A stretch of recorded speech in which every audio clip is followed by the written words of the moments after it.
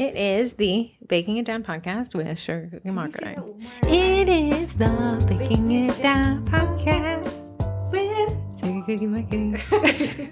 Okay, Corey, after that introduction jazz sesh, what can people expect to find here? Phoebe's already stood up, so you know it's going to be a solid podcast. What we try to do on the Baking It Down podcast is talk about one business marketing nugget that you can take into the week with you in your back pocket and try to implement it. We have over, I think, 80 episodes, maybe 80 episodes of this. I think this will be 77. A little 80-ish. So it feels like it. If you had 80 little tips and tricks to have with you in your back pocket, you'd be set up for success. So each week we bring one to your little plate that you can listen to while you bake. Why my plate little? What if I have a big plate? Your giant catering plate. Your big old bacon sheet. Break down the layout of this, assuming that we stay the course throughout the episode. We do hit on the same things each week. Are they out of order? Sometimes they're out of order. Yes. Do we try to include them all? Sometimes, no. Yes. But we try to get to the meat and potatoes at the beginning, so we have our marketing minutes right at the front. So if you need to tune us out for the rest of it, you totally can. Then we go to the Cookie College. It's a course, it's a membership me and Heather offer, and we cover that. Then we go to group stuff, I do believe. I feel like in the past it was voicemails, but we can go out of group stuff, and then we will hit on to voicemails. Voicemails are from folks who listen, who can call, text, or email in, and we try to answer you guys on the pod. Then we go to our sponsors, because without them, this wouldn't be possible. Sometimes we have Twinterest. If we're interesting, most of the time we're not, but we are forcing ourselves, because people said, I don't even care if it deals with baking. You could be anything. And then we head off, if I check the mailbag, which I never do. There's a package. Why didn't you tell me? I did. You knew it. You knew it last week. You keep saying like I'm getting these emails. You knew it. And you can't make you check your promo. In one of those email addresses, it's your emails are going somewhere else. You need to tune into the Jessica Wolf's live. She rescheduled it. Okay. I feel like I'm going to snooze. Anyway, so let's jump into it. Today, we are going to teach you guys how to ride motorcycles. Good. I've been on one twice. Which ones did you ride on? There again. Couldn't tell you. Two-wheel ones. I mean, who's owned them? I couldn't tell you. Two-wheel ones. Okay, but I was thinking the other day about how the parallels of motorcycle riding, I guess kind of saying, no shame to my fellers out there, but when you're a chick on a bike, a lot of people like to give you some tidbits. Little tidbits of information. Right. But if you've never been on a motorcycle, are in the motorcycle community. They have sayings for absolutely everything. And they're catchy. The sayings are catchy. They call people in cars, cagers. But as if I don't have a bike right now, but as if they all don't go back to their car. But they're not, they look down on cagers when they're on bikes and then become cagers during their 9 to 5. We don't acknowledge that everyone has a car at home. But like every kind of hobby has its like colloquial phrases. It's like skydiving. When I was skydiving, the instructor was like, hey, if you make a mistake, you have the rest of your life to fix it. It's hilarious. That's hilarious. A joke. That's hilarious. I was like, what's a cookie funny joke? Bake first, blood later. I don't know. I have to think about that. That is a good one. We'll have to hold the group. So back into motorcycles. Here is a couple of things. And if you have a partner or friend who motorcycles, you could use these and they'd be like, yeah, I know. Mm-hmm. But you could be like, no, I'm better than you because I know as well. Yes. You cager. Yeah. So the first one I wanted to kind of parallel, because all this stuff can be really applied to the rest of our lives, is look where you want to go. Now, explain it on the motorcycle-y realm. The technical term is called object fixation. And there's an issue. Most people in their cars are fixated on their phones, but when you only have two wheels, it makes it a little bit more precarious. You drive around Northern Virginia like I do. Yeah, cagers everywhere beyond their phones.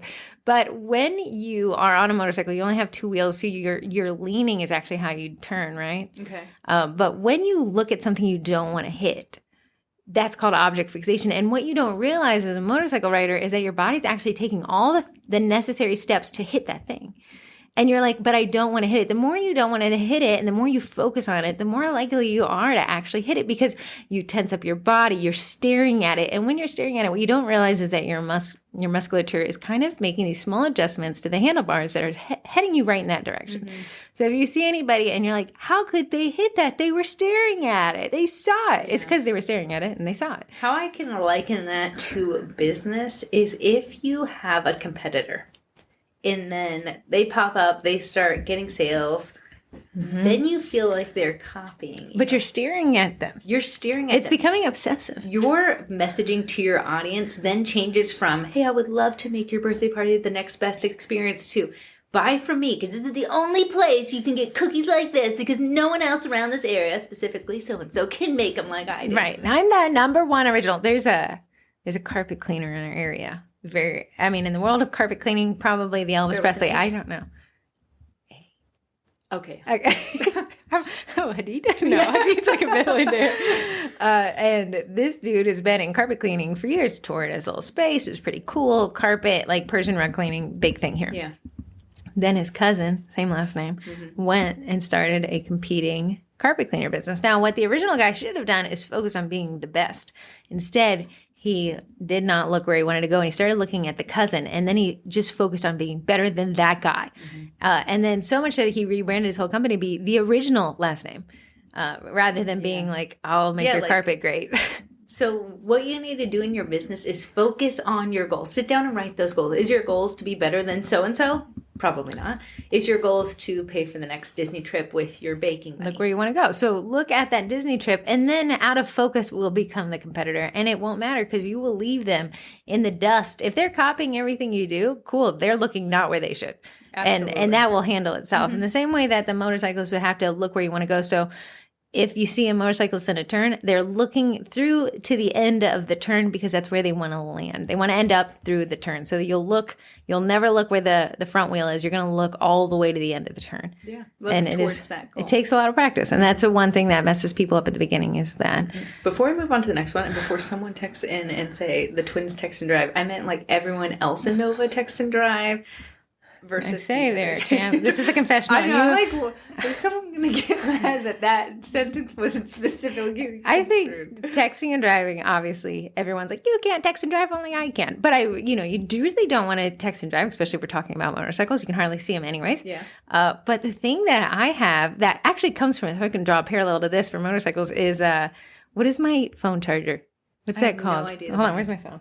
Hold on, it's right on the back. Oh, yeah, quad lock. So I got a motorcycle, and I wanted to put my phone on the handlebars.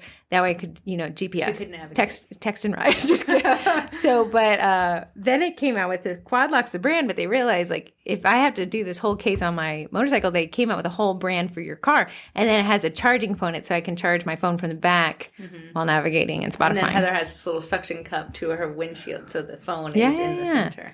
I got this newish car back at the beginning of the year. And it will be like, I'm here, where are you? But my phone allows me to voice command like 4 different sentences. Yes, no, on my way. Or I'll talk to you later. Just text me, Park. I don't want the automated replies. Yes, no, on my way. So the next one, and I really like this one a lot, is ride your own ride. Bake your own cookies. Love it. we can just kind of replace the word motorcycle. When you are kind of a newer rider and you want to do these kind of group rides, and then you see that the experience level. I was once invited to a motorcycle. I want to stress to you that I'm pretty poor at motorcycle riding. Better than me? Better than you. But the margin of error on a bike. But I was invited to a BYOBB ride. Bring your own bike ride? No, bring your own body bag. That was how dangerous the ride was. So I was like, yeah, I'm going to hard pass because I will be the... I would like to live tomorrow. Right. So what they say is when you ride your own ride and you go on these rides with people, a lot of newer riders want to play catch up. Yeah, to be with the best. Who wants to be the guy in the back who's holding up the whole line? So they say, like, if you're on a ride and you notice people either riding above your skill set or maybe dangerously, you just ride your own ride. And if they leave you in the dust, cool. Hey, listen, at the end of the day, you meet them for lunch wherever. Mm-hmm. But don't try to play catch up if it's above your skill level. So when we parallel that to cookies, riding your own ride is like, cool. There's some people that are posting in a group and they're making tons of sales, and it can get jealously distracting to be like, how come they're so good? Mm-hmm. Well, dude, they've been riding the proverbial motorcycle for 10 years. We just got on 3 months ago. It's going to be a different ride, but we all just have to ride our own ride. It's almost like when someone does a pre-sale and they have like hundreds of comments, they sell out. And then you're sitting there and you're like, you know what? I posted my pre-sale 2 days ago and my mom commented, and then you feel this need that Like, it's not working. Why isn't it working? I did what they did. Yeah, it's working for them, but they might have a book of business that's 10 years long. Mm-hmm. And that's experience, and they have a lot more experience. They've grown their audience. They're very attuned with their audience. They're very attuned. Phoebe has now decided I'm gonna have to go remove him from closet is very interesting today. No, buddy. Can I open it or? You can open it. You're just gonna meander in there. Phoebe, that is crazy. Wow. This is a good podcast too, so you're gonna miss out. So kind of ride your own ride. It's nice to get inspiration from other people, especially people that are either more advanced or more settled in their business, but use that as inspiration. And then, hey, if they're like faster than you, cool. You'll get there eventually. Just practice at a steady pace and, stay the course. Another realm that kind of falls in is sometimes you'll have a customer that will send you a cookie set that it might be above your knowledge and skill set. Yeah, your skill set. And sometimes we get so desperate for a sale, or if I tell this customer no, I'll never see them again, and we take on something that maybe we're not super confident with, and maybe we deliver something that's not what the customer was expecting. It's okay to say, hey, this is above my skill set. I say it all the time. When someone sends me someone sent me this it would look like an actual flower. I had to look twice. Is this a flower you sent me? And I had to say, hey, you know what? I can do my best. It's not going to look like that. If you want to go to this other baker, so-and-so, they're really good at florals. If you want to save the sale, you can say, here's something that I could come in at and see what their odds are. They're going to be like, that's fine. Or, hey, no, I wanted the realistic flower cookie. Because I had to ride my own ride. I am not the best at Somebody florals. made that cookie, that inspo cookie, and it wasn't glory. They deserve a round of applause. And riding your own ride is actually very respectable. Little thing. Okay, so I got my motorcycle license, almost 15 years ago at this point, but I just got it for the sake of getting it. Remember. Right. And then I wanted to actually get a motorcycle. 10 years had passed, roughly, and remembered nothing. Can hardly remember what I had for breakfast, let alone what I learned in a classroom. So I messaged the motorcycle class people that I had taken 10 years ago and said, hey, I actually already have my license. What class should I sign up for? And they're like, well, if you know what you're doing, give me did you pass the class? Yeah, it was the road class in the, classroom.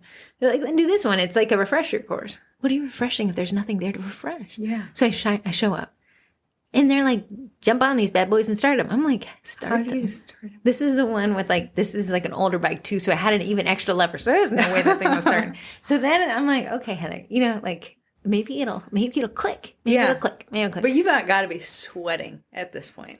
And in a helmet. You're doubly sweating. If you weren't sweating before, you were sweating now. So then he looks, there's probably, 10 people in this refresher course. We're all outside. You can't hardly hear over these motorcycles anyways. Sure. Somehow I got my start. I think I had to tap somebody on the shoulder next to me. Like, what do I do? And then the guy looks at me and is like, hey, you there, you're going to start the ride around the track, like this course that they set up in the parking lot. Like me, I was going to learn from the person in front of me. No, I'm the lead bike. Ooh. So I'm like, okay. He's already and 1, 2, 3. And I just shot on my hand. So I don't even know. So you raise your hand like you're in the yes, I can do it. So when I walk off the course, of course, these people are so nice. I know. And this woman, she's like, I just want to thank you so much for saying that. Like, she's trying to say, for saying that you're terrible. But I was like, she's like, thank you so much for not trying. For riding your own ride. Yeah. Going back to the first so class. she was like, we'll actually honor your ticket. The refresher course is a lot cheaper than the full 3-day course. But they're like, we'll just put you in the 3-day course at the same price. But you rode your own ride. And you can ride your own ride in business. You can focus on your goals. You can say to a customer, hey, I'm not comfortable taking on that order. Not riding your own ride is dangerous, both in business and in bikes. It is. Okay, speaking of danger, this one you always hear, and it sounds like a warning. It sounds really negative, but it's to keep you humble. And the phrase is, it's not if, it's when. So a lot of times, motorcycles are 2 wheels. They're pretty easy to fall over. Ask me how I know. They just fall over. The wind blows too hard and they fall over. Yeah. But a lot of times, you'll meet somebody and you'll be like, oh, it was an accident. And they're like, oh, I've never got an accident. And I'm too good to get in an accident. Yeah. And then the phrase you say back, it's not if you get an accident, it's when. It will happen. Not to scare anybody, but to say just prepare yourself for it. Are you taking the necessary almost like precautions? If you think that it could happen, you will be more cognizant of things around you versus it can't happen to me, it can only happen to other people. Right. There's a lot of things that the rider can do to mitigate their own risk. So you say, hey, it's not if, it's when. Some of these, what they call is people who are, do tricks on motorcycles, wheelies and stuff. They call them stunters. Okay, stunter, you're putting yourself very exposed. But the stunter knows that they get in accidents because they do often. It's the rider who's like the weekend warrior That's when the most rider accidents happen, is when spring hits, because it's these, They're people who finally don't getting ride the bikes frequently. out of the garage. Right. So you want to say it's not if, it's when. And I want to say that to people in cookies, because you will get a bad review. It's not You if, will it's have when. a customer issue. You'll get that bad review. It's going to happen, and it's better to prepare yourself now for the necessary precautions you're going to take then when it happens. Ways to prepare yourself now. Start getting those good reviews. Oh my God. That's a number one way to get rid of a bad review, is to bury it with good reviews. Well, Heather, I haven't gotten the bad review yet. It's an average of your star rating, and specifically Google. So get a bunch of them. When that bad one creeps on in, then turn around and get a bunch more. Yeah. No one will find that 1-star review. Sandwich it right in there. And that's just good business. If you don't focus on getting reviews now, and you get that one bad review, and maybe your mom left you a review when you first started. You're going to average a 2.53. You will, but you'll have one great review from your mom, one horrendous review from whatever happened, and people will be like, I don't know what to go with. I have to hire a cookies company very quickly, and I'm not going to risk it with this 2.5 star. It's so crazy, in fact, that if you're ranked below a 4-star, if someone Googles highly rated cookie baker near me, you will not show up. Yeah. Highly rated, the threshold is 4 stars and up. Yeah. So kind of really getting prepared for that. It's not if, it's when. You will have that customer who asks for their refund. And you hear us talk about it. Why do we talk about it so much? Because we're in the group when somebody's like, I didn't expect this to happen. I thought I'd covered my bases, and now this person clearly is coming for the refund. Yeah. Cool. It's not if, it's when. Everyone read this, because it's not if, it's going to happen to you. And it's when. And you can do a lot of things, both as a motorcycle rider and as a baker, a baker and a biker. Biker, business owner. To kind of mitigate when it happens. It's so funny, but like my ex-boyfriend got in that accident today.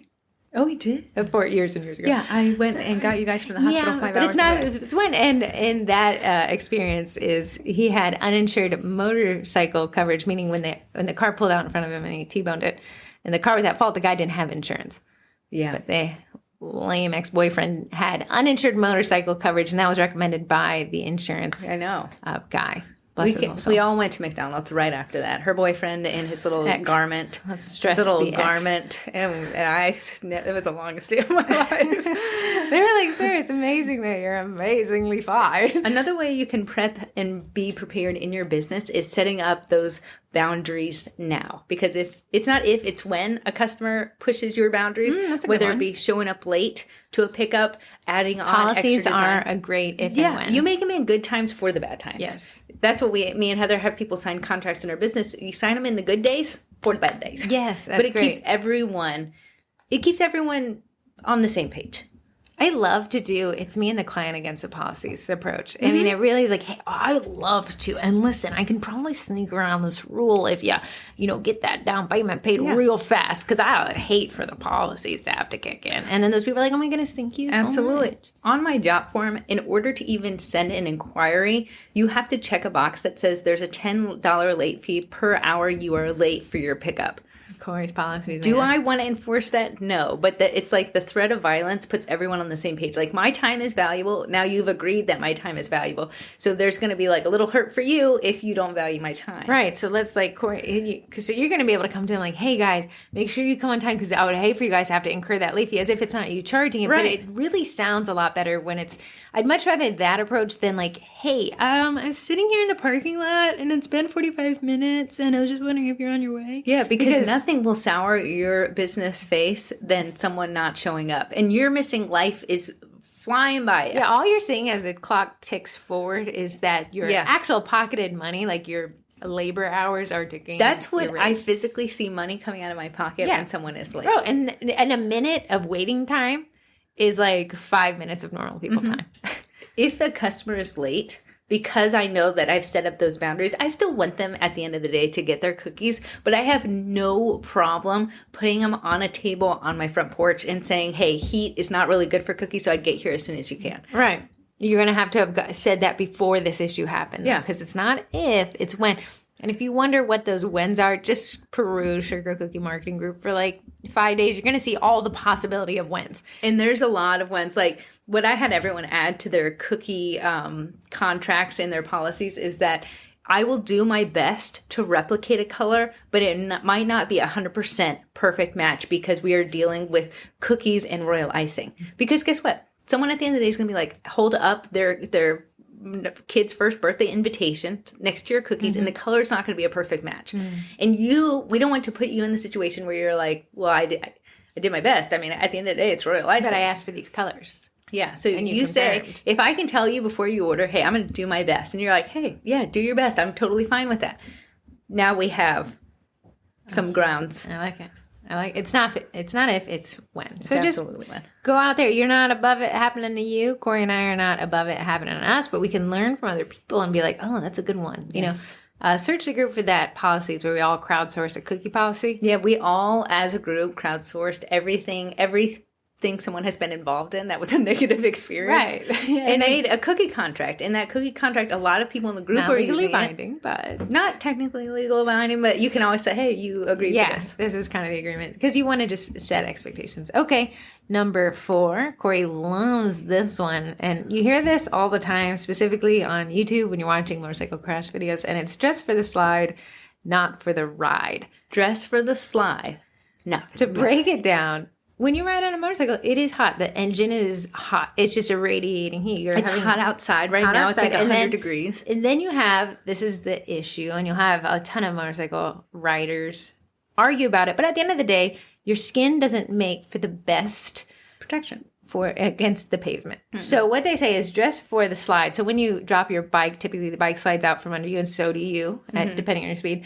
And then they say, so dress for that. Dress for the worst case scenario. And not for the ride, where it is, it's more fun to ride a motorcycle when you don't have a jacket on, and the jackets have pads in them, and then the pads have pads on them, and it's really constricting and very sweaty.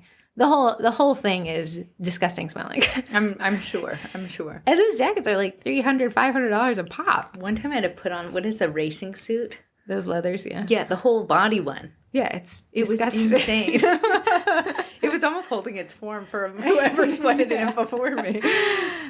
So when you think of like your business, like again, back kind of with the policy thing, dress for the slide, not for it. Just get prepared for the worst case scenario. It is fun to think of cookies as like rainbows and unicorns and pink frosting and flowers. Yeah. That is the fun part of cookies. But what we're going to actually dress for is for the slide, not for the ride. You're going to have that flip insurance. You're going to have this policy. You're going to make sure that people pay ahead of time because you want to dress your business up for that worst case scenario. The thing that we don't want to happen, like we say, it's not if, it's when. So when it does, and that's why these two are connected, be ready, be prepared, wear the proverbial pads of life.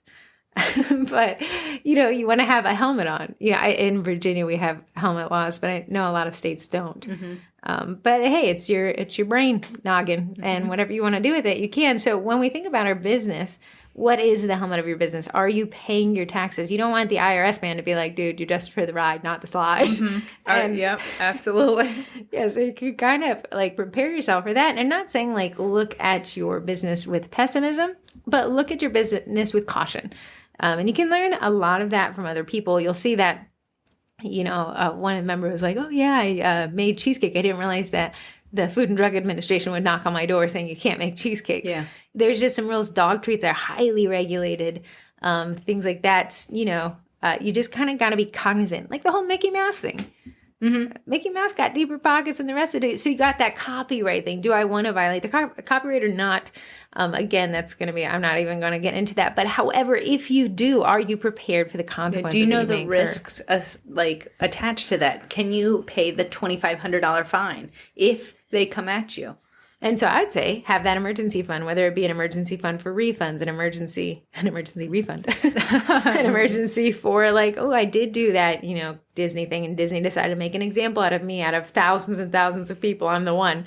And then you can kind of say, okay, flip insurance. If somebody trips on the way up to your house, did you do that? A lot of people say don't put the branding on your car. Because, I was just going to say that. Go ahead and finish your sentence. Don't put the branding on your car because it actually violates your consumer car policy, right? Mm-hmm. So you might need a commercial policy addendum if you want to advertise on your car. And it's just understanding the laws, understanding your tax implications, understanding using Venmo against the new terms of service and, foregoing taxes, you open yourself to liability. And are you prepared to dress for the slide or the ride? Mm-hmm. Yeah. And that goes with like Facebook and Instagram too. Are you researching what you're posting? Do you know the scams that are going around via email? Are you clicking on random things? That can take your whole business down, especially if you get most of your leads on Facebook. Using the same password more than once. True. Right there. Yeah. Yep. Yes. If you guys wonder, LastPass even had a small breach. It didn't affect any personal accounts, and they fixed the loophole or whatever. But LastPass is a great password manager. There's a couple other options. I do think LastPass has a paid feature if you want to use it on your phone and your computer, which I use it on both, so I do pay for that. I think it's $36 a year, and I've paid for it for so many years, and I'd pay for it for so many more. It has Heather's made me a LastPass believer. And GAMS, and Mom's kind of trying. Summer, I think. Summer's working on it. She needs to work on it a little bit harder. Yeah. So another phrase. I want to see if Corey can tie this one because I didn't go over this one with her when we got there. There's two variations of this one. So you can say this to any motorcyclist, and they're going to be like, oh my God, they said it to me. Okay. You can either say shiny side up or rubber side down. Either one is interchangeable. Okay, hold on. Let me think with that. Like shiny side up, rubber side down. So the shine on the bike is facing the sun. Yeah, so don't drop rubbers are on the road. Yeah, don't let the rubbers be up. So that's like when you see tire. the Jeep and it says, if you see this, Let me if you over. can read this, yeah, call the 911. So you can see any motorcyclist at about takeoff, you say, hey, rubber side down. Rubber side Or down. shiny side up. So how would you apply that one to cookies? I would say having a good foundation in your business. That's good. Is that where you're going with that? I didn't actually have a tie into this one. I just remembered it while I was looking at my list. Rubber side down. A good foundation if you're in your business. If you didn't tune in last time, we talked about Sandy shows and building your dream house. There's architecture involved. If you don't have the right pieces in your business, you will fail eventually. It'll be a slow ride down. A lot of times people will just set up a Facebook page or an Instagram profile and just start posting to it and be like, yeah, I don't really like Instagram. It doesn't really work. Let's look at the strategy behind there. Like, do you have your bio filled out? Can I see on your bio, like, your location? Is your hashtag strategy strong? Are your photos good? Are you posting when your audience is most active? Because you can see that. If you have a business or creator account on Instagram, you can see when your audience is most active. And guess when you should be posting? You can see that on Instagram? Because you can't see it on Facebook Can't see it on Facebook. So that's what my little take on that little doodly was. That's a good one. What would be your take? Rubber side down, shiny side. I'm gonna say this one felt like shiny side up. You say this right, like when it's kind of like the hey, Like be a good safe thing, out there. like You gotta good say luck today. optimism. Like keep the shiny side up, man. Like hey, don't fall over. Stay there. Okay, look, let's tune it. Heather's saying shiny side up. There will be sales that fail. Yeah, ask me how I know. But guess what? When someone says sold out, it doesn't necessarily mean they sold out. It means maybe they made 0 sales and they're like, hey, Maybe I'm going to broke even. abandon this. I'd be like, guys, broke even. What is their sold out compared to your sold out? How many units 50, did you have? Dozens, and they're like, well, I only do this part-time on the weekends on Tuesdays, and they can only sell 1 unit. That's their sold out. right? Sold out is relative. So shiny side up. Hey, awesome. Glad you sold out. I'm glad you sold out. I'm glad you sold out, and all your sold outs are different. Mm-hmm. I'm gonna sell out in my different sold out. But sometimes I'm like, hey, we're about to sell out. And if you ask me how many more I could do, well, when the orders stop coming in, we'll be sold out. Yeah. So I like that one. It's kind of like, hey, don't mess this up. Rubber side down, shiny side up, whatever you want to do. Just say it. We're gonna throw this other one at you. Okay. You don't, what? Because I didn't talk about this. Yeah. But I just remember you. Okay. Straight line hero, cornering 0. Okay, hold on. In every corner, there is a 0 degree, right? It's a stab at, okay, so most motorcycle accidents typically involve other cars. But when it's the motorcycle by themselves, the accident Happens on a turn. because turning is very difficult because you got to look where you want to go. You got to, calculate Lean the a little radius. bit. Turning left is actually letting the bike fall right. It's this counter steer. It's a lot going on that you have to calculate in your brain and also keep this bike up. So a straight line hero, everyone can run in a straight line. Everyone can go straight on a bike. But it's the turning, it's the turns that really kind of throw people off the bike. So just for the slide, not the ride. Right. So your business is pretty easy when you're just staying the course. When you're just like, okay, but what happens when there's a turn? How strong are you? How good of a proverbial rider are you when it starts getting a little bit more difficult? Because anyone can ride straight. The bike stays up itself. It's like, This kind of ties into what I hear people say, beginner's luck. You set a Facebook page. Everyone's like, oh my goodness, Cheryl, you finally are selling. I want to buy all your cookies. And you're like, wow, I'm succeeding. I could make this a full-time thing. Then we have like dry July, which is the slow time for orders and cookiers and people like that. And you're like, well, I'm going to add a new menu item because I think that's what they want. And then no one buys. And you're like, and then you get the whole like, okay, Cheryl's like, I'm no longer doing cookies. I didn't like the turn. Mm-hmm. I'm a straight line hero, cornering zero. So you say, okay, that was too stressful. I'm out. Mm-hmm. And then all of a sudden we straighten back up because it's Christmas time. It's a license to print proverbial cookie money. And you're back in there. And you didn't learn from the turns that you can, duck from the punches of business, which you're going to happen. Again, an if and when thing. Absolutely. When I add something new to a menu or some new option that my audience has never before seen, I do not go in there thinking I'm going to have overnight success. What I go into there is knowing that this is probably going to be a 6-week campaign cycle. One, I need to warm them up to even the idea of it. Then I need to say the benefits of it. And then eventually I will have to ask for the sale. Mm-hmm. But I can't just go into there and just throw like, I'm making cinnamon buns tonight. Right. Nobody bought it. And we're not doing cinnamon buns anymore. And say cinnamon buns don't sell. Yeah. No, there's so much strategy, so much planning that goes behind there because... And then it's test, retest. Yeah. You can't do one bun run and then say bun runs were out. Honestly, doing a bun run in December, you are going to make millions. I think some of these, I think it was a Merity. I know Laura does it. They'll do cinnamon delivery on the day of Christmas morning. Yeah, so Christmas morning, they will have it, and then you just put those little bad boys in the oven. And that's going to be much more successful than doing a cinnamon bun run on Wednesday, September 7th in the morning. Because there's strategy behind it, but a lot of people get so disheartened when they try something. And hey, I know you're putting your heart into it, and my heart would ache a little too if I didn't get the full round of applause and sell out. But you have to know your audience isn't necessarily prepared. Did you have like an idea behind this campaign? Was your campaign filled with this all kinds of strategies? Yeah. This one is a story, not a catchphrase, but I think the parallels are very strong when it comes to motorcycles and bacon and biking. Bacon and biking. I think that's going to be a title, bacon and biking. But is it bacon, B-A-C-O-N? Bacon? No. Crispy bacon. You're going to be like, what in the world? The girls have lost this. I bought a motorcycle. I didn't know how to ride it. I bought it from a friend in Colorado and shipped it over. Story. And when the guy who shipped the bike over, this older gentleman, he was like, hey, where's the husband that bought it? And I was like, I am that person who bought it. And he said, I should never do this. But if you were my daughter, I'd tell you, please don't. Please get something smaller. So I said, okay. The bike was huge. Heather was on her tippy toes. I ended up learning how to ride it later. But not to be discouraged, I called a friend who I call Bike John. So Bike John, I said, hey, Bike John, I want to get a smaller bike to learn on. So he says, okay. So we're driving down to Fredericksburg to buy this bike from Facebook, Craigslist, or whatever. Yeah. And there's a motorcyclist on the highway next to us. At this point, I don't know how to ride.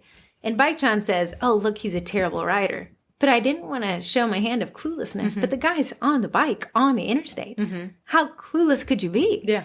And I said, I hate to. Can you just tell me why you think he's clueless? He said he's so unpredictable. He's all over the lane. He's fast and slow. He's very hard to predict what he's about to do. Yeah, us cagers need a little predictability. Cagers, right? You can already see motorcyclists. And now this guy's, left side of the lane, right side of the lane. He's speeding up. He's dropping way back. Yes. And I said, oh, he's not predictable. So being a motorcyclist, you need to be predictable to the cagers around you. Yeah. So we can know to not merge into you. When we think about our baking business, it is good to be predictable in the instance of being consistent. Mm-hmm. I know that sometimes bakers like to take off months. Months. That's very unpredictable. So when that person who ordered from you for Mother's Day last year comes back to order for Mother's Day this year, and you're like, oh, I'm actually off for 2 months. You are an unpredictable biker. But don't listen. It's not bad to take a vacation. We want you to take a vacation because you have to. But don't abandon all of your business profiles, whether it be your website. It's hard to bring that back. We always say we have to resuscitate a dead page. When a client comes to us and they're like, yeah, I would really like some engagement. And we scroll back for a whole year of post and it's like they've posted once a month and it's always Then you can tell their strategy shifted. Then they didn't post. Then they posted this new thing. Then we want to be consistent to our audience. If that consistency maybe looks like once a week when you're on vacation, hey, you actually can use Facebook Planner. It's free through Facebook, and you can schedule up your posts. So you don't even necessarily have to be there. What we don't want you to do is necessarily abandon it. Like if you know the post is going up at 10 on a Monday and you're like at Disney World, just like at 10:30 while you're waiting in that ever-loving long line, just get on there and like respond to some comments. A good way to be predictable is to communicate. Hey, people, here's my schedule for the month. Here's my schedule for 3 months. I'm actually out of town this 1 week, this 2 week. So that way people are like, whoa, she was predictable. I knew exactly when she was going to leave, when she was going to come back. Hey guys, I know last year we did gingerbreads. We're doing it again this year. You've already built the marketing expectation. When you capitalize on like, hey, we did a bun run last year. We're going to do a bun run this year. You've already done the marketing heavy lifting last year. Now you have, hopefully everyone who placed that order last year, you can send them an email. Yeah, I already have people asking me for Halloween DIY kits. Because I saw them. I ordered this from you last year. Yeah, we've done it every year. If I just rip the rug out from under them and they expect me to sell it, then they reach out the week of Halloween. Okay, where do I buy it? I'm not doing it this year. You're not predictable. Not predictable. And guess what? They will find someone that is predictable. A lot of people, we don't have time to search for, auto mechanic for this guy's out and then this company's busy. And I just need someone who's pretty predictable. I'll pay a higher price for predictability. Because then I don't have to go search around and do that awkward, like, hey, you're going to steal my money? You're going to give me what I asked for. Plus, it also will help you from having to always churn over a cold audience into a warm audience. If you can keep your warmest leads, which are the people who have already paid you, happy, and they can know, she's pretty predictable. I know that I have to probably schedule a month out with her because, she books up so fast. That's a good one. That is going to help. A lot of people do. Something we do for our cookie classes. Yes. Is I always say, this will book out 15 days in advance. Yeah, so we have wait list? Absolutely. But do people that have been to class before know? Yeah. So sometimes they'll leave class and they'll buy a ticket on their way out and be like, I see you buy a ticket right there. And we say it in class. We say, hey, don't wait to the last minute. Our holiday classes book up fast. That's what we always say. So if I can be predictable to people, I actually schedule posts. I just say, hey, just so you know, our class, it is a whole standalone post. Just say 15 days head up. If it doesn't, the worst case scenario, it doesn't fill up. Then I'll be like, hey, there's a seat available. Yeah. But at least we're predictable. And what we don't want to do is introduce frustration. Well, I thought I was going to, you keep saying tickets are available. No, they're not. Oh, well, sometimes we book up. But hey, 15 days just on average, check back, make sure. If you have any questions, let us know. A lot of people will use availability calendars. They'll post those up each month and be like, I have this week free. And some people are like, well, I don't want people to not order from me because they think I can't take their order. Well, at the end of the day, you can't take their order. Right. So it's okay to say, hey, I only have this 1 week free. People will say, oh yeah, let me book for that week. Also, the power of FOMO marketing, you're going to probably fill it up faster than you think, but be predictable both in bikes and in business. Amen. Okay, my last one is @GAT. Hold on. Just sounds like AT&T to me. Right? It's kind of spelled the same way. ATGATT. I have no idea. All the gear, all the time. All the gear, all the time. I'm going to say it all day. So this one will ruffle some. You shout this out to a motorcyclist without a helmet on, I think they'll fight you. But I agree. Okay, so @GAT is all the gear all the time. It's pretty easy to say I'm just riding up the street, whatever. And I'm not going to wear my dress for the slide, not for the ride, pads, coat. You can even get like a bum pad. Gotta protect the cheekers. So you can say, so a lot of people will be like, because they say even most car accidents happen within 5 minutes from home. Yeah. So that excuse of like, hey, I'm just going to run up to, to the restaurant on my bike. I'm just not going to put on, it's hot. I don't want to carry the gear. I don't have to lock it up. Yeah, it's going to ruin my hair. I'm just going to take the helmet off. Well, the motorcycle ride will ruin your hair. Okay, I've obviously never been on one, but it sounded good in my head. So @GAT is all the gear all the time, even though you don't want to, even though it's hot, even though I'm going up the street, even though it's just 2 seconds, even though it's just my knee pads, all the gear all the time. A lot of people, I went to they call them cycle gears, the little motorcycle clothing shop up the street. And I was saying, hey, like guy that sells motorcycle gear. I said, what do you think everyone should buy that doesn't? He's like, honestly, the motorcycle shoes. He said they protect your ankles. Yeah. And he said a lot of people get in accidents try to catch themselves. And he said your ankle's the first thing to go. Oh my goodness. So all the gear all the time. Okay, so the motorcycle shoes have like steel in the toe and Isn't it super ankle. tall ankle part? And it's like a million laces to like tie it up so it doesn't come off. Yeah. In an accident. Yeah, absolutely. Right. So all the gear all the time is something that says like, hey, even when in doubt, just do. So how are you going to tie that to No, me? I want you to tie that one. That was very hard. That was all gear all the time. I would say all social media all the time. Back to what we kind of talked about last week. It's easy to be like, oh, I don't use Instagram or TikTok. But where are my leads? Oh, they're on Instagram and TikTok. All gear all the time. You know, you can be active on these. Okay, you can't be active on all of them. Try me. In a perfect world. It's very hard. But email marketing works. Email Well, marketing I'm too busy. Okay, then all the gear all the time. Email marketing works. Figure out a way to send a short email to your audience. Well, you know, I don't understand reels. Figure it out. Like, just do a crappy reel. Crudly real. Crudly real. Crudly real. At the end of the day, posting up something, even if your first reel is crudly, it's something. You've gotten one step closer to that great reel that, you know, is going to make you millions of sales and followers. But being prepared and making sure that, you know, if you conscientiously don't choose to be on Instagram because you don't have the time, that is totally fine. But just know there is leads that are on Instagram. If you're using Instagram correctly with strategy and research, you can get leads on Instagram. So if you go into it knowing like, hey, if I have a website, I can get leads. If I start collecting emails, I can do a newsletter, get leads. Facebook ads, Instagram, TikTok, all of these platforms, there's leads for you. And knowing like, me and Heather don't always send a ton of emails with our cookie classes. We should, and the reason but being we're is lazy. because we can book up sometimes without them. If we have one chair that's open, I'll say, hey, Heather, send out an email. And that's how we can get someone's bun in that last seat. Bun runs. But if I didn't have the email list, I'd be desperately posting to Facebook, please. Right. So all the gear all the time. If I had to extrapolate the business meaning from that is like, hey, just be there's things that work in a bakery business, cottage or brick and mortar, and those things I would focus on. And before you say nothing's working, I would say all the gear. What gear did you leave at home? Like all the gear all the time. If you're not going to put on all the gear, you can't ask why isn't it working. It's not working because you don't have your butt pad on. Someone's calling the work phone. See it glowing. That is going to be a scam likely. This has nothing to do with your amazing topics of today. Okay. But I've seen this a few times recently in the group, especially because Instagram has told people that they really want videos. Now the only option to do videos is either in your stories or in Reels. So a lot of people have jumped on the Reels bandwagon. That of force you can't post stories. Yeah, but you can't post videos. Yeah, it's a great way to reach a lot of people. What I have been seeing in the group is someone will have four reels that maybe have about 5,000, 6,000 views per each. Great numbers. And they'll have one reel that maybe has 200 views. And they'll be like, what happened? What did I do? Yeah, do I delete it?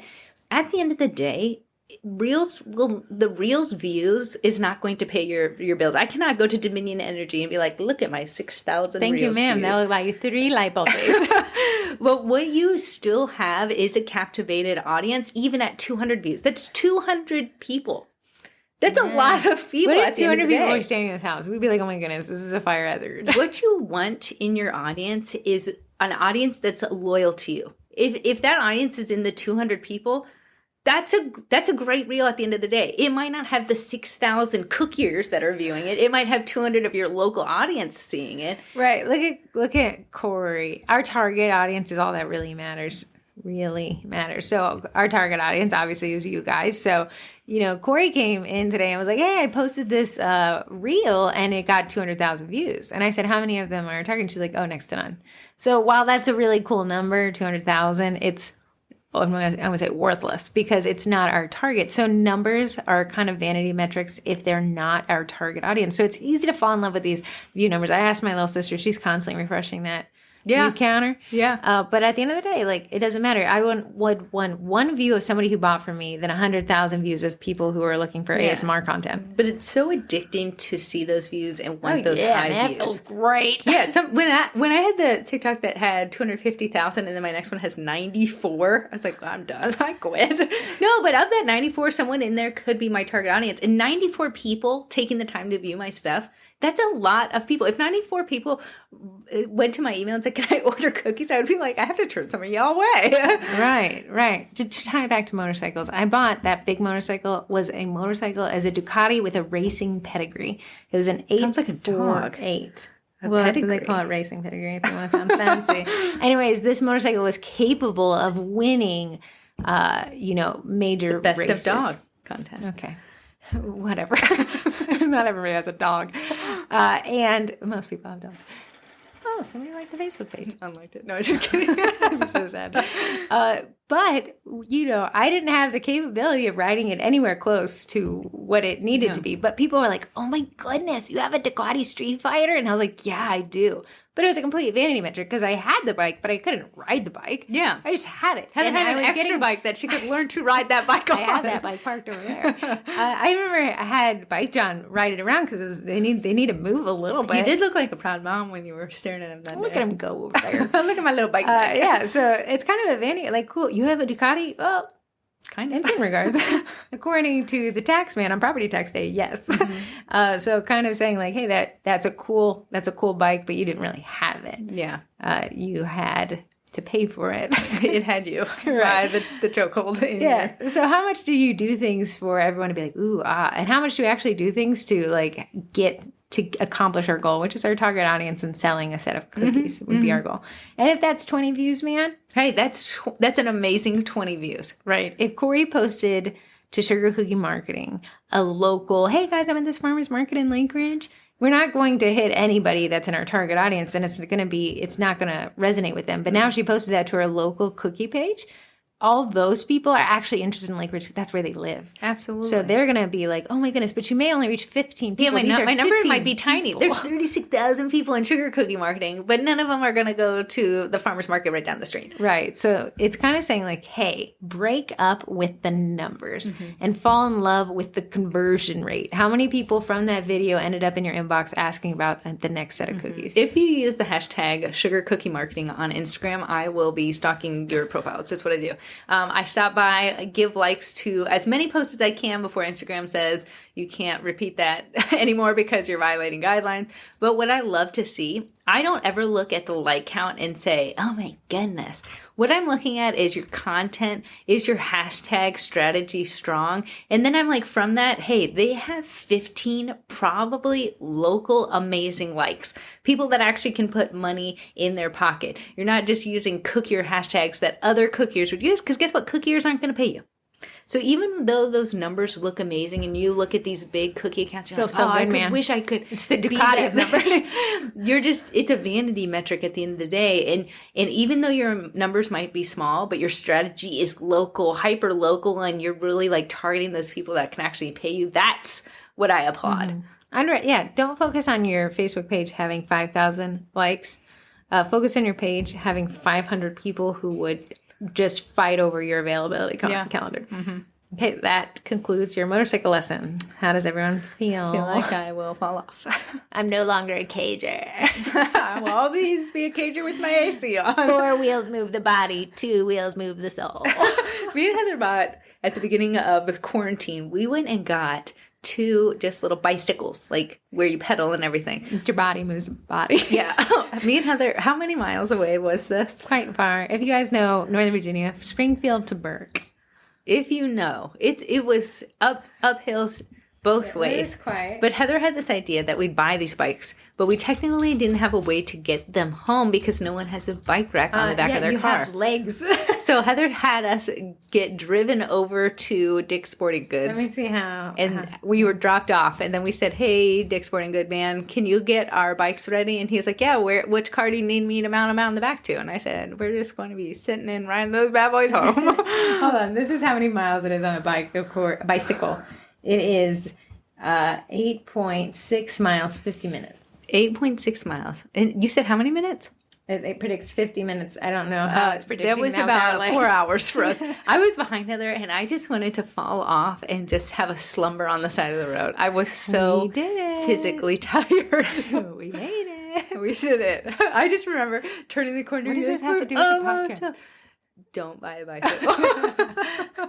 It's the only bike I know. So, okay, moving on to the Cookie College. The Cookie College. We gotta post up the rest of the events for this month, but we'll be talking about what to send in a newsletter, how to get that open rate. So an open rate, if you guys can put 2 and 2 together, is people opening the email. It's one thing to send them. That's half the battle. Yeah, half the battle is sending it. The next battle is someone to open it. And the final boss is getting them to click on something. Yes, probably click to your website. Ideally, or something you're selling, right? So you have, click-through rate, open rate, and then conversion rate. And we'd like for all those to get higher. So how are you going to get somebody to open an email? It comes down to the subject line, the preview line as well, emojis. Do you guys use hooks? How many times can we use clickbait without getting our audience exhausted from it and stuff like that? We're also doing, Corey's teaching a real quick class on ring box cookies. Yeah, buddy. And then Katie Grider is teaching Wix, like intro to Wix. Yeah, intro to Wix. So if Wix is something that's been on your radar, that class will be for you. Yeah, she's doing it real, because it's what she uses, and it's kind of a real basic approach. I did a little teaser of the ring box cookie on our Instagram. It's at sugarcookiemarketing _ if you would like to see it. And someone was able to replicate that cookie. So great. Exactly. So and they're like, oh my goodness, thanks for a little tutorial. Oh, that's awesome. One I think I'll post either this month or next is photo organization. Now, I know a lot of you guys are like Corey. Oof. Maybe have too many photos and not enough hard drive. Oh, my phone is running late. Right. So we want to take, what I'll do in this class is I want to take these photos off our phone and use a third-party app. I want to talk about Google Photos, even though it's not my preferred one. It is the free one. And then I want to talk about Dropbox and creating a hierarchical structure of our photo nomenclature to create a searchable database of photos. That will be awesome, because unfortunately, when I first started, I just named the date and nothing of what the theme was. It's going to take some footwork, but everything worth it in life does, right? I have been going through and giving them names. Cool. So we'll probably come up with a couple different naming strategies that kind of let this be a searchable database rather than these nightmares. But you can sign up for the Cookie College at www.thecookiecollege.com. It is $68 a month, but you get so much. You get over 80 courses. I say you've been dropping the freebie photos. I have. I really have. What's a freebie photo? A freebie photo. That is a great question. A lot of times. Thank you, Heather. Back to me. A lot of times when you go to make a sale, if it's a pre-sale, it's a cookie decoration set, an engagement post on your Facebook page, it takes a lot of work to make those. One, you got to bake it up, photograph it, edit it, and post it. Buy the boxes, the buy the camera, buy the cutters. Absolutely. But I already have that because I am a hoarder. She's a hoarder. So what I have been able to do is provide engagement photos. Like today I made these little ghost cookies. It was from Bobby's Cutters. It's the cutest little ghost ever. And I made one with no face at all. And I told everyone, hey, have your audience draw a face on this to get them engaged with your photos. They loved it. But I drop freebie photos all the time. So I did the Target apples. A lot of people made sales with that. Some people ask, why would I post work that isn't mine? It's a great, great question to have. What I do is I spell it out down to the sprinkle mix how to recreate this stuff. And it's really basics. Yeah. I feel like if I was desperate, I could do it. I'm Heather. Yeah. But I'm not doing like big ornate floral flowers or anything like that. No, it's all real basic. To me, it's things that would sell well without a big time commitment. So the apples are pretty generic. So that's what I want to sell. I don't want to do something that's going to take me 50 hours and there's no profit involved. Right. So you did a DIY kit. I know you did these cool witch fingers. I did these witch fingers. They were 2 colors. That'd be pretty easy. I feel like the more bumps in the icing, it adds to the aesthetic. It really does. You could have the worst flood ever. And so essentially, Corey gives you the photos to market this with. You market, you can see if people are interested in it. You could even pre-sell it and collect money. And then when you get enough sales that you warrant you turning around and buying the supplies, you could turn around and buy those. And then when I'm going to get the supplies, Corey's a list of here's the cookie cutter, here's the packaging, here's the cookie tag, which I think I actually made that one. Yeah.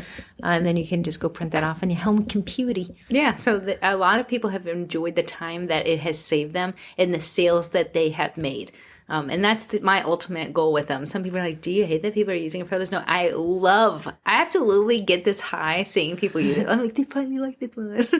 Yeah, but so some people will say, well, is that all it is freebie photos? Ideally, it's the freebie photos are the training wheels to get you to be able to do your own thing. And that's where the coursework comes in. I am biased since I teach the classes, but you can take these courses. Somebody asked me the other day and she had just joined. She's like, how do I get organized in my life? Gmail tips and tricks. Then let's go to Google Calendar. Then let's jump into Asana and let's pre-plan together. Here's 4 classes I can give you right now that if you get through these 4, you'll have so much time you can make your own freebie photos.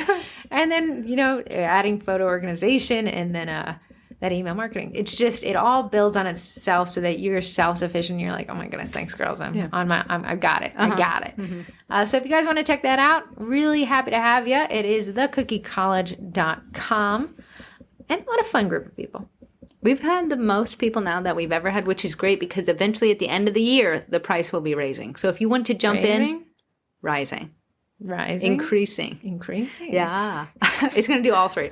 But if you want to jump in before the price increase, now is the time. So you can dive in there, get some freebie photos, take some of those courses because there is over 80 courses and they range in how long they are. It just depends what you want to dive into. Most of the time, look about an hour. I think your ring box course is like 13 minutes.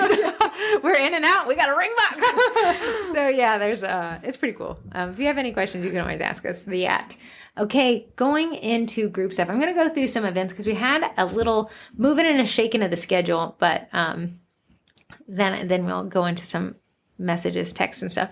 So this one is rescheduled Intro and Basics of Copywriting 101 with Jen Schertz. She is such a nice person, so I can't imagine that she won't be such an amazing writer as well. So if you want to do that one, she wanted to do, I think, a screen share, and then Facebook was like, no, we're going to glitch. Okay. So she rescheduled to tomorrow, rescheduled to Thursday, is everything you need to know about Donations 101, which is perfect timing. I see people starting to get those PTA sponsorship requests. What do? Yeah. Do you not? How do you handle it? What's the profit? How do I track this? So that will be with Kimberly Tracy. She had a terrible migraine. I don't get migraines, but for you poor folk who do, my dad has always had them. Yeah. And I wouldn't, it just seems, I don't even know. Yeah. Then we have rescheduled Intro to Baking Cookie Pops with Annabelle. That's not Cake Pops, which I think are of the devil. It's Cookie Pops, which is adorable.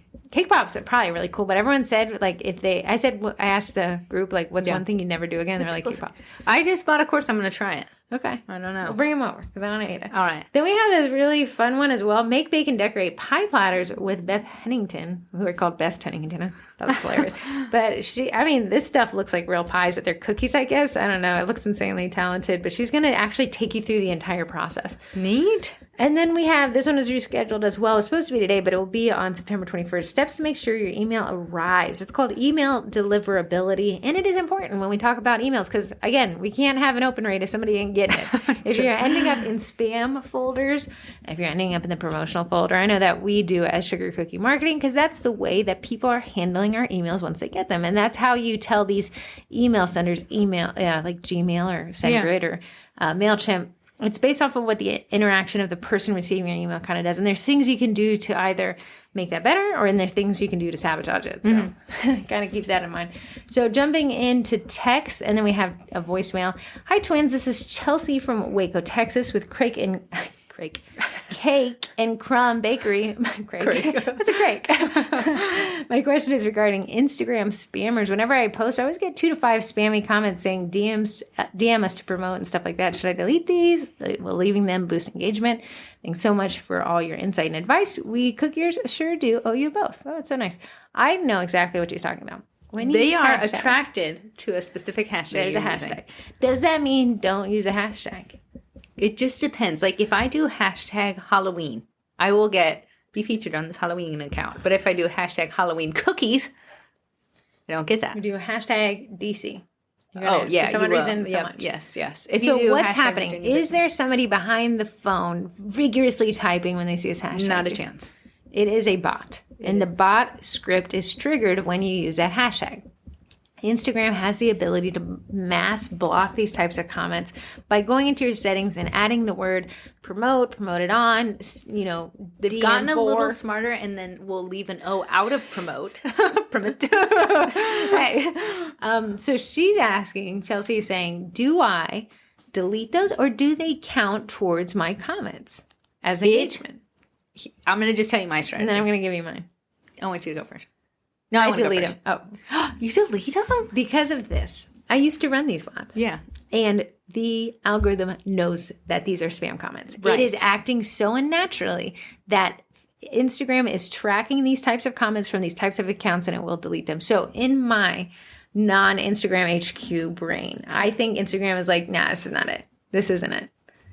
Because I am so much more stalkerish than Heather. Okay. What I do for mine is I leave those comments and I actually reply to them and I'll be like, will do, with little heart and a thumbs up. Like an idiot who falls for bot. Listen, when you're scrolling and you say, oh, wow, this post has 2 comments already. I know. It shows that there's engagement already there. I know. So if while it's there before it's deleted, let me get a little juice out of it. Okay. Just because other folks. So your vote, leave it. My vote, leave it, respond to it, give it a little heart. What if we had a compromise? Block the promoted on, but leave the promote on. Deal. Okay. They tried really hard. They deserve a little time in the sun. Okay, let me pull up our voicemail. Here we go. Hello, I have a question for you ladies. This is Jenna from Connecticut.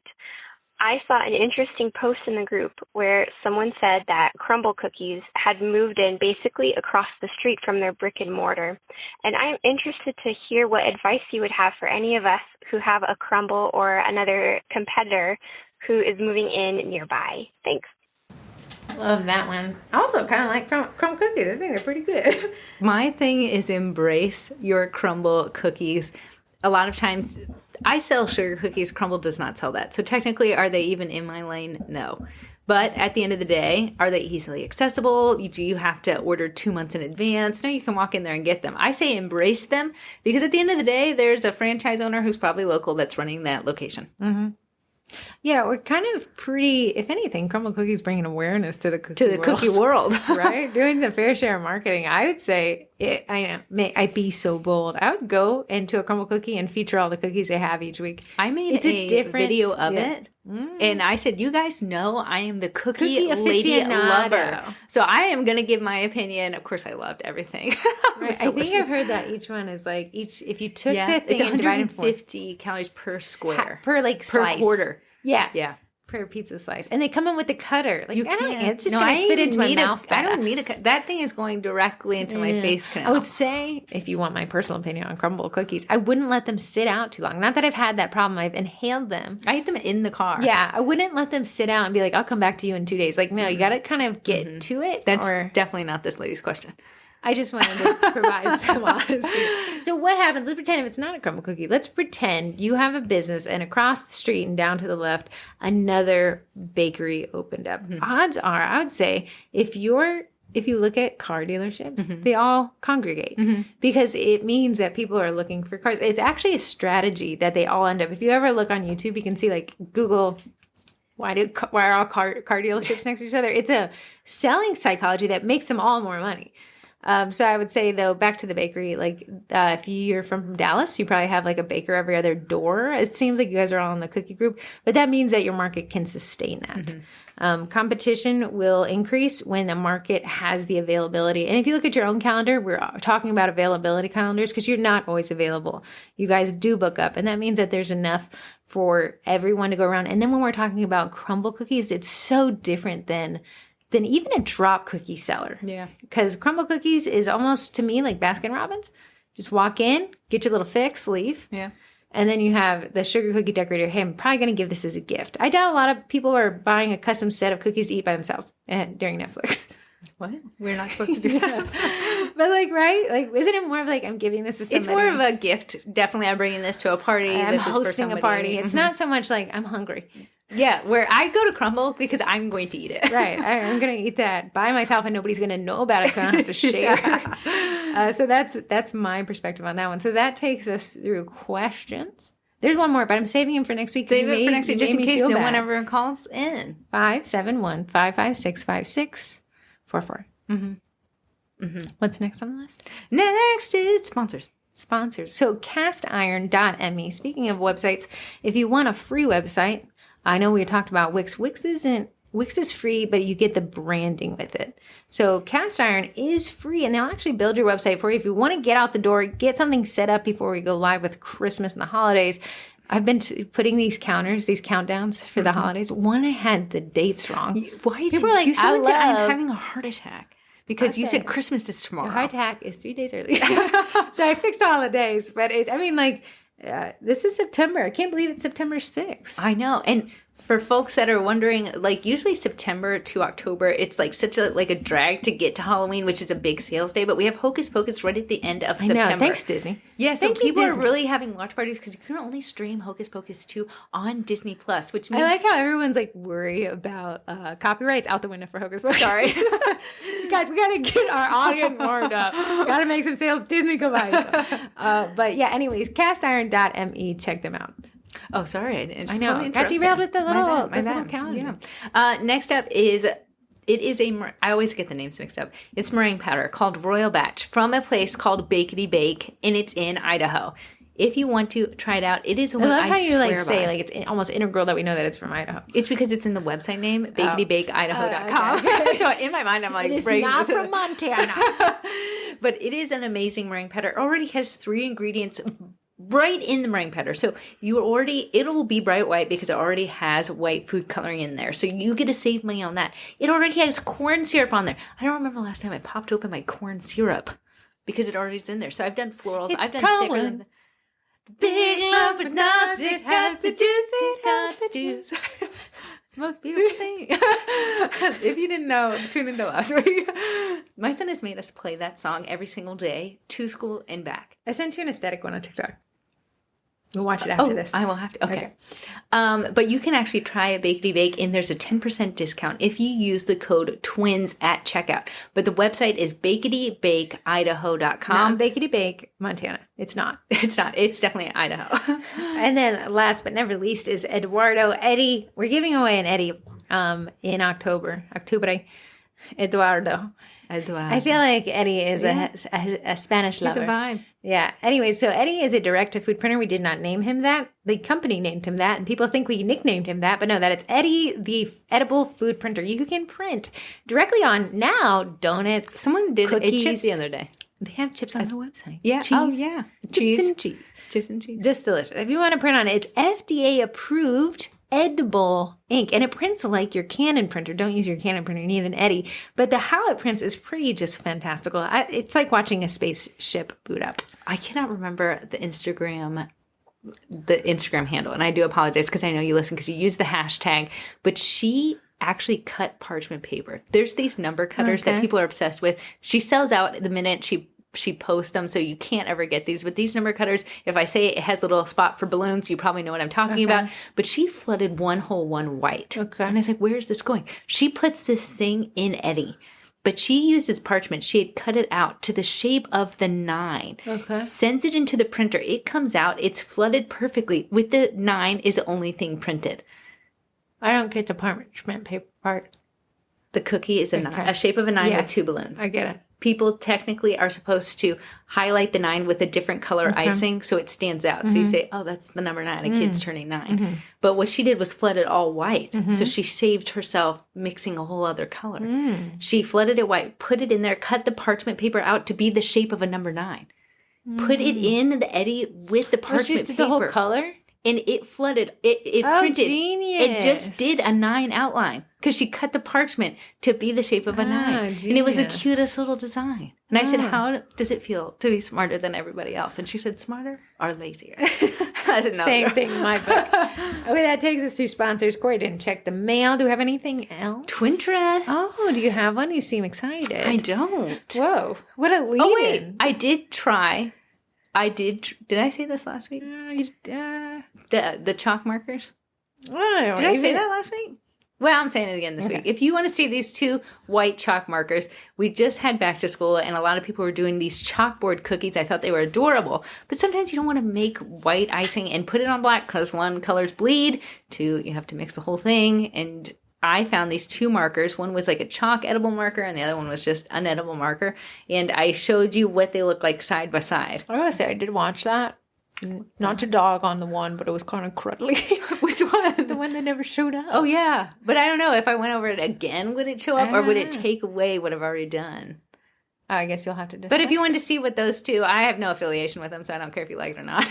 But you can check them out there on the Instagram. Okay, my Twinterest is a little just off-brand. It has nothing to do with cookies or motorcycles. Wow. So you know how everyone has one of these light switches in their house that needs to stay on. Well, in my cord management vibe of last month, it turns out that my computer entire system is plugged into one of those. Okay. Gams loves to forget that she turns off this one switch. That I say, please don't. Please don't. It This shuts is down. so archaic that my what you're talking whole about right now. computer. The What? thing you sent me? This thing that doesn't let the That light keeps the switch lights turn? on? Yeah, look, It's look at it. Look at that bad boy. archaic. Look at him. Keeping everything Is on. it a sticker? No, it's a plastic. Screw? Yeah, and it screws into the light plate. So, okay, you know the old light switch with the regular looking, the ones that a kid would drop, you say draw a light switch? I'm trying to explain this to podcast world. Oh. Of course, like, go on. You can see it. So that light switch needs to stay on because it has one of those outlets that's controlled by the light switch. Well, Gams loves to save power, even though when you flip that switch off, nothing turns off, but it will turn off my whole computer. She just doesn't realize it. Yeah. So this little plastic thing, you take off the plate screw of the light switch and screw this into the plate, screw, and it just won't allow the light switch to turn off. It's like almost a physical block, but it's clear, so it's not kind of ugly. Mm-hmm. And now the light switch will stay on. Is it easy to remove? 2 seconds. I even thought this is going to be annoying. Yeah. No, it was so simple. Got it from Amazon. In my bedroom, I mounted a TV on the wall. But Okay. the plug the TV goes into is a switch. Light switch one. It's a light You don't need switch. to turn it off, and the TV will be off. Yeah, so like when Nate would leave the room, he would just instinctually turn off the light, which then turned off Frasier. Led to fights, And try divorce. to reboot a Roku stick. You're going to be a 10-minute ordeal. Yeah, absolutely. So I now I've kind of like been like stop myself. Right. But This I would guy. like that. Why did you call us dumb? And now you're telling me where you're No, going I to said use it's it. archaic. It's been Archaic, around yeah, for a man. bazillion years. So has the bulb of light. That's why we need to stop people from turning it off.